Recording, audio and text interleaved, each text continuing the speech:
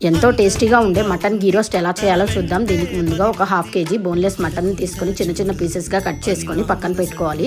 కడిగి అందులో కొంచెం హోల్ గరం మసాలా పేస్ట్, ఉప్పు, పసుపు, కారం, కొద్దిగా పెరుగు వేసి మ్యారినేట్ చేసి ఒక 1/2 అవర్ పక్కన పెట్టుకోవాలి. తర్వాత ఒక కుక్కర్లో ఒక 2 స్పూన్స్ గీ ఆర్ ఆయిల్ వేసుకొని అందులో చిన్న ఉల్లిపాయ కట్ చేసుకొని ఫ్రై చేసుకోవాలి. ఇది ఫ్రై అయిన తర్వాత మ్యారినేట్ చేసి పెట్టుకున్న మటన్ వేసుకొని ఫ్రై చేసుకోవాలి.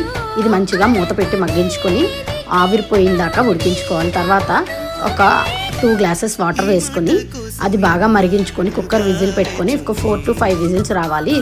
విజిల్స్ వచ్చినాక ఆఫ్ చేసుకొని పక్కన పెట్టుకోవాలి.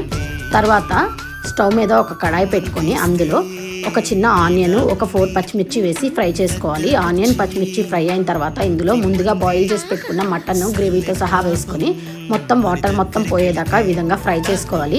ఇలా ఫ్రై అయిన దాంట్లో కారం, పసుపు, కొత్తిమీర వేసుకొని ఫ్రై చేసుకోవాలి.